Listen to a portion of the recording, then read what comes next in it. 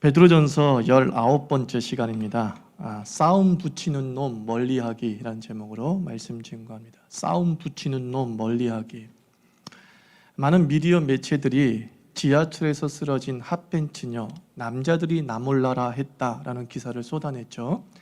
지하철 객차 안에서 핫팬츠에 장화를 입은 여자가 쓰러졌다는 거예요. 그래서 남자들은 모두가 나 몰라라 했고, 주변 여자들이 쓰러진 그녀를 들어서 객차 밖으로 옮긴 후에 응급 조치를 했다는 겁니다. 최초의 제보가 올라온 그 인터넷 사이트 댓글에는 이제 갑론을박이 일어났습니다. 급기야 젠더 갈등까지 벌어졌습니다. 여자들은 한국 남자 한남이라고 하죠. 한남충들은 참 한심하다라는 글을 올리고, 또 남자들은 쓰러진 여자 도와주었다가 성추행범으로 고소당한 사례가 있다. 그러니까 여자 함부로 돌고 못 된다라고 반박을 했습니다. 언론들은 그녀가 도움을 받아서 생명을 건졌다라고 하는 것에 방점을 두는 게 아니라 남자가 도우지 않았다, 쓰러진 여자 도우면 성추행에 걸리는가? 여기에 방점을 두고서 많은 기사를 쏟아내고 있었습니다. 그래서 그런 기사로 인해서 젠더 갈등이 사실 더 부추겨지게 되었죠. 나중에 현장 목격자이면서 도움을 준 남성이 직접 글을 올립니다. 주변 남자들이 함께 그 쓰러진 여성에게 응급 조치를 했다. 그리고 119에 구조 요청까지 했고 119가 올 때까지 그 자리를 뜨지 않았다라고 말합니다.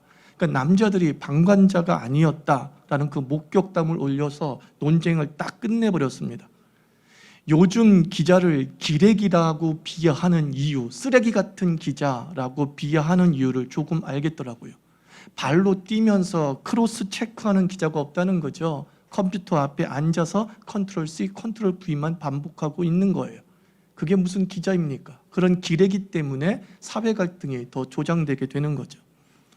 모 커뮤니티에 남자들을 나 몰라라 했다라는 글을 올린 사람의 그 저희가 좀 의심되지 않습니까? 싸움을 일으키려는 그 나쁜 마음에 사로잡힌 사람이 아닐까 싶습니다. 먼 눈에는 뭐만 보인다고, 야, 기회를 잡았다, 내가 이것을 통해서 내가 원하는 어떤 갈등을 부추겨서 소기의 목적을 달성해야지 라고 하는 나쁜 의도가 깔려 있다라고 생각을 해봅니다. 싸움 붙이는 악습이 우리 대한민국 사회에 어렸을 때부터 뿌리 내리는 것 같습니다. 어릴 때부터 부모는 자기 아이에게, 그리고 친척들이 자기 아이에게 싸움을 붙입니다. 엄마가 좋아, 아빠가 좋아. 내적 갈등을 부모가 일으켜요. 그 싸움을 벌이게 되는 거예요. 아이는 순수하고 지혜로워서 엄마 아빠 다 좋아. 에이, 그래도 더 좋은 사람이 있을 거 아니야. 엄마 아빠 싸움을 엄마 아빠가 붙이는 거죠. 철수야, 너 영구하고 싸우면 이길 수 있냐? 영구는 너 이길 수 있대. 우리 어렸을 때 그 얘기 많이 들었잖아요. 싸움 붙이는 놈들이 꼭 학교 안에 있잖아요. 배운 게 도둑질하고 커서 싸움 붙이는 인간이 돼버리고 마는 거죠. 어렸을 때부터 배운 게 뭐예요? 싸워야 된다. 엄마 아빠 누구를 더 사랑하느냐? 이 사랑 싸움에서 내가 이겨야 된다. 철수와 싸워서 이겨야 된다. 싸움 부추기는 놈들에 의해서 학습된 애들이 자라서 동일하게 사회에 나가서 싸움 붙이는 삶을 사는 것이죠. 싸움은 말리고 흥정은 붙이라고 했는데 싸움 붙이는 제비로 사는 사람이 너무 많은 것 같습니다. 그리고 보통 사람은 그 싸움에 휘말려서 애꿎은 피해자가 되는 거죠. 남북 갈등, 빈부 갈등, 세대 갈등, 지역 갈등, 학력 갈등, 신구 갈등, 종교 갈등, 인종 갈등, 노사 갈등, 민족 갈등. 이 많은 싸움 중에 둘 이상의 여러분은 다 걸려 있을 겁니다. 우리네 인생은 지금 싸움 중이에요. 심지어 사랑도 사랑 싸움이라고 해서 싸움을 하고 있습니다. 누구도 이 싸움에서 예외가 아닌 사회를 우리가 살아가고 있어요. 참 비극적인 사회를 살아가고 있죠. 총칼로 죽이진 않더라도 우리는 끝없는 전쟁 사회 속에 살고 있는 게 사실이에요. 세대 갈등, 초대교회도 있었습니다. 베드로전서 5장 1절부터 이 11절까지의 말씀에서 초대교회에 갈등이 있었다는 거예요. 세대 간의 갈등이 있었다는 거예요. 장로들에게 모범을 보이라 라고 말씀하고 젊은이들은 장로에게 순종하라 라고 말하는 것은 이 신구 갈등, 세대 갈등이 있었다는 거죠. 신앙의 갈등이 있었음을 전제하고 있는 거예요. 그래서 너희들이 싸우는 이유는 무엇이냐? 장로는 모범을 보이지 아니하고 그리고 젊은 사람들은 대들어서 이 문제가 발생하는 것이다 라고 바울이 베드로 사도가 진단하고 있죠. 분명한 것은 초대교회도 싸움이 있었다는 거예요. 싸움이 있었다. 싸움의 목적은 이익을 얻으려고 하는 것이죠. 이 싸움에서 이기면 내가 더 행복해지고 좋을 거라고 생각하기 때문에 그 싸움에 뛰어들어서 어떻게든 이기려고 하는 거예요. 그러나 싸우는 당사자들은요, 이기든 지든 결코 이득을 보지 않습니다. 볼 수 없습니다. 싸움의 최고 수혜자는 누군지 아십니까? 싸움 붙인 사람이에요. 싸움에서 이긴 사람이 최고의 수혜자가 아니라요, 그 싸움을 지켜보는 사람, 그 싸움을 붙여놓고서 흥미진진하게 보고 있는 바로 그 사람이 최고의 수혜자예요. 이런 권투 경기에서 챔피언이 최고의 수혜자 같죠? 아니에요. 그 싸움을 붙여놓은 프로모터들, 걔네들이 최고의 이익을 얻습니다. 그래서 8절부터 9절 말씀 보십시오. 정신을 차리고 깨어 있으십시오. 여러분의 원수인 악마가 우는 사자같이 산길자를 찾아 두루 다닙니다. 믿음에 굳게 서서 악마를 대적하십시오. 여러분이 아는 대로 세상에 있는 여러분의 형제자매들도 다 고난을 겪고 있습니다. 지금 베드로 사도가 무슨 그림을 그리고 있는 줄 아세요? 성도끼리 세대 갈등을 벌이고 신구 갈등을 벌이고 신앙 갈등을 벌이고 있을 때, 우리끼리 싸우고 있을 때에 마귀가 희낙낙하고 있다, 그 얘기하고 있는 거예요. 지금 이 싸움을 누가 붙였느냐? 마귀가 붙였다, 이 얘기하고 있는 거예요. 교회 내에 지금 신구 갈등의 최고의 수혜자가 누군지 아십니까? 집사와 장로가 싸움으로 말미암아 마귀가 이득 보고 있어요. 목사와 성도가 싸움으로 말미암아 마귀가 이득 보고 있어요. 이 얘기하고 있어요. 우리에게 싸움을 붙인 자는 마귀인데 그 마귀가 좋아라 하고 있어요. 이 얘기하고 있어요. 마귀를 성경에서는 이간하는 자라고 했어요. 한마디로 말해서 싸움 붙이는 놈, 그런 뜻이에요. 싸움이 있는 곳에는 하나님이 역사한 게 아니라 마귀가 역사한 거예요. 부부싸움 합니까? 마귀 역사한 거예요. 교인끼리 싸웁니까? 마귀 역사한 거예요. 부모와 자녀끼리 싸웁니까? 마귀 역사한 거예요. 마귀가 싸움 붙였어요. 그리고 우리는 거기에 휘말렸어요. 부모 이긴다고 무슨 대단한 이익을 얻을 것 같습니까? 아내 이긴다고 무슨 대단한 이익을 얻을 것 같습니까? 최고의 수혜자는 마귀예요. 싸움 붙인 놈, 프로모터. 그놈이 이제 저 집안 무너졌어. 이제 저 집안은 신앙 끝장났어. 박수치고 있다는 거예요. 박수치고 있다는 거예요. 전쟁에서 이기는 것이 최고의 이익자가 되는 게 아니에요. 전쟁은 아예 발생하지 않아야 우리에게 이익이 되는 거예요. 전쟁을 통해서 얻을 것은 하나도 없어요. 우리가 남북 갈등, 한국 전쟁이 1950년대에 벌어졌잖아요. 그때 누가 이익 받습니까? 남쪽이 이익을 받습니까? 북쪽이 이익을 받습니까? 아니죠. 가깝게 일본이 엄청난 이익을 얻었죠. 한국 전쟁 당시 보급기지로 활용되어지면서 2차 대전 때 미국 폭격으로 초토화된 산업시설이 순식간에 재건되어지면서 선진국에 올라갔어요. 싸우는 당사자인 남북군 아무것도 얻은 게 없는데 지켜보고 있던 자들이 다 이득 얻었잖아요. 이게 싸움의 본질이에요. 이념 갈등이 심합니다. 좌파, 우파 나눠져서 싸웁니다. 진보, 보수 나눠져서 싸웁니다. 호남, 영남, 편가르기에서 싸우고 있습니다. 이득은 누가 봤어요? 정치인, 그들이 이득 받잖아요. 국회의원 당선되고 4년 일하고 평생 연금을 받는 꿀직장을 그들이 편가르기를 통해서 얻었잖아요. 국민들 싸움 붙여놓고선, 국민들 지역 갈등에 휘말리게 만들어놓고선 최고의 이익을 얻었잖아요. 성경은 우리 그리스도인들에게 어리석게 굴지 말라는 거예요. 우리가 싸우는 그 순간은 하나님이 역사한 게 아니라 마귀가 역사한 거다. 너는 지금 마귀에게 휘둘려서 지는 전쟁, 제로섬 게임을 하고 있다. 이것을 알기를 원하는 겁니다. 물론 그리스도인에게 선한 싸움이 있다고 바울 사도는 언급하고 있죠. 그 싸움의 대상이 하나님이 아니라 이웃이 아니라 가족이 아니라 그 믿음의 선한 싸움의 대상은 우리의 믿음을 빼앗아가는 마귀와의 싸움이죠. 이 믿음의 선한 싸움은 결코 물러서지 않아야 됩니다. 굳건히 맞서야 됩니다. 그리고 그 믿음의 싸움은 무조건 승리입니다. 그러나 그 믿음의 선한 싸움 이외에 우리가 싸울 것은 하나도 없다는 거예요. 싸워서는 안 된다는 거예요. 왜냐하면 우리 그리스도인들은 쟁취의 삶이 아니기 때문이에요. 쟁취가 뭐예요? 싸울 쟁, 얻을 취. 싸워서 얻는다. 그게 마귀의 세상이에요. 그것이 하나님 밖의 세상은요, 무엇인가를 얻기 위해서, 내가 최고의 혜택을 누리기 위해서는 쟁이 있어야 돼요. 그 쟁을 통해서 취해요. 쟁취예요. 쟁취의 삶이 죄된 타락한 세상이고 마귀가 그리고 있는 세상이죠. 그리스도인은 쟁취의 삶이 아닙니다.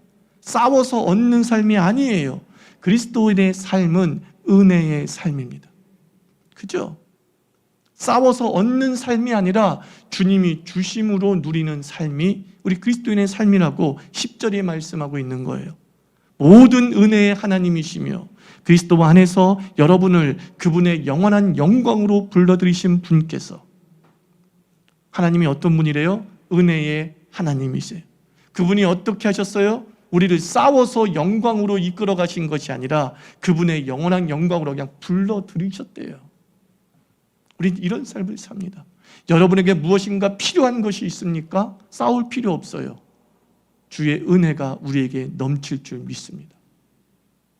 우리는 싸워서 얻는 삶이 아니라 받아서 누리는 삶이에요. 그죠? 이것을 기억해야 돼요. 마귀는 끝없이 우리에게 조작합니다. 쟤랑 싸워서 이겨야 네가 지금 성공해. 쟤랑 싸워서 네가 이겨야 이것을 얻을 수 있어. 너 초장에 네 배우자 못 죽이면 너 평생 잡혀 살아. 이게 마귀의 삶이에요. 네가 대접받고 살고 싶으면 싸워 이겨. 싸워 이겨. 그래 주님은 말합니다. 아니, 내가 줄게, 넌 누려. 이거예요. 내가 줄게, 넌 누려. 우리의 구원이 우리가 죄와 싸워서 얻은 결과입니까? 아니잖아요. 예수 그리스도께서 싸우시어서 우리에게 구원의 은총을 주셨잖아요. 구원부터 우리는 은혜로 시작했어요. 그렇다고 한다면 삶의 여정도 은혜로 살아가게 될 줄 믿습니다. 어떠한 일이 있어도 싸움에 휘말리지 않는 것이 지혜입니다. 싸움에 휘말리지 않도록 피해가고 싸움 붙이는 놈을 명확하게 보는 것이 신앙의 연륜이에요. 무엇인가 우리 주변에서, 내 가정 안에서 싸움이 일어나려고 한다. 그냥 무조건 얘기하세요. 이건 마귀 역사라는 거예요. 하나님은 이렇게 나에게 가장의 주도권을 주지 않는다. 하나님은 이렇게 싸워서 부모의 주도권을 주지 않는다. 기억하십시오. 그러므로 싸울 일이 없는 거예요. 은혜를 믿는 사람은 싸울 일이 없는 거예요.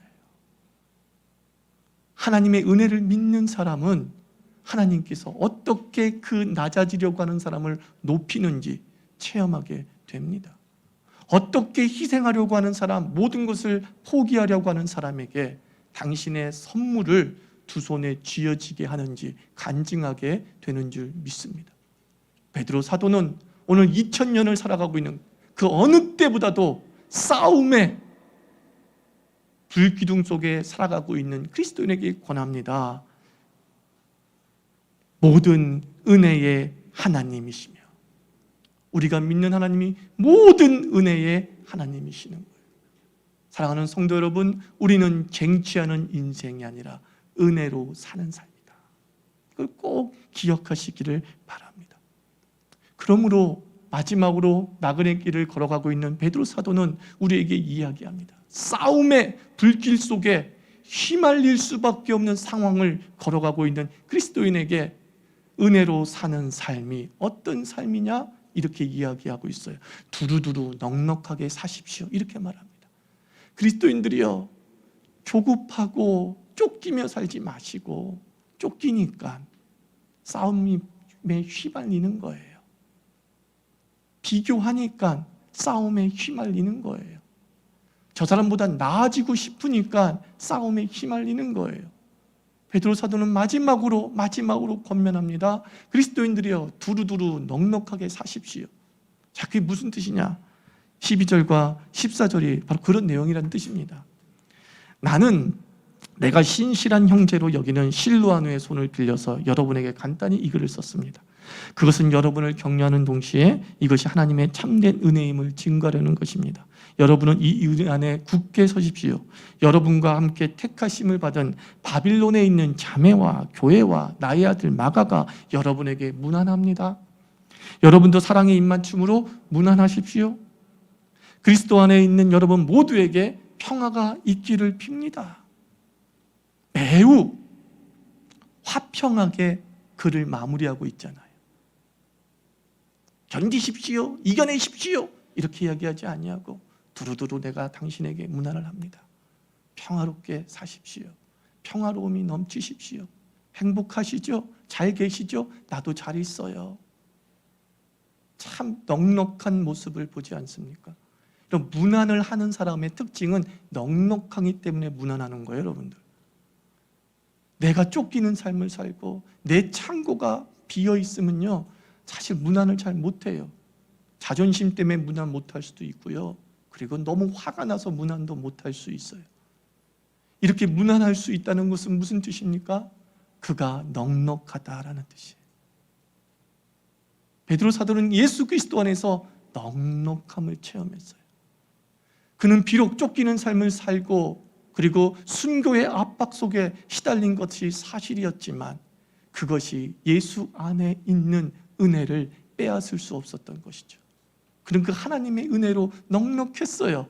그래서 넉넉했기 때문에 세상이 봤을 땐 아무것도 갖고 있지 않았음에도 불구하고 문안하는 거예요. 잘 있죠? 건강하죠? 힘내세요. 저는 여러분들이 주님의 자녀인 줄 믿습니다.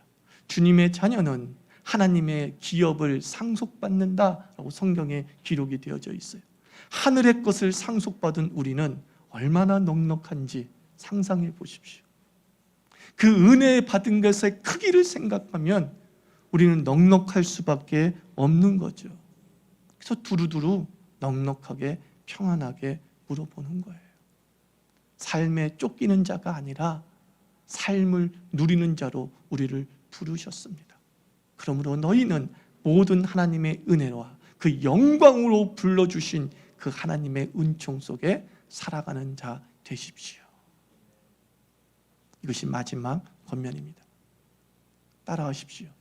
우리라도 평화. 그렇죠. 세상이 그렇게 싸움 속에 있더라도 우리는 그것에 휘말리지 말고 우리라도 평화 먼저 지켜나가기를 바랍니다. 또 따라하십시오. 우리 가정만이라도 평화. 그래요. 직장 생활하며 얼마나 쫓기며 경쟁하며 살아가고 있습니까? 근데 가정 안에 들어오면 그 싸움이 없는 거야. 주도권 싸움이 없는 거야. 우리 가정이라도 평화. 거기서 안식을 얻으면서 우리는 삶의 현장에 힘차게 나아가는 거죠. 나그네 길 힘든 여정입니다. 동반자와 마음이 맞으면 쉽게 즐겁게 걸을 수 있잖아요. 그러므로 여러분들 마지막으로 베드로 사도처럼 여러분에게 부탁을 드립니다. 여러분의 교회와 가정에 먼저 문안하십시오. 우리 가족에게 먼저 가평하뇨?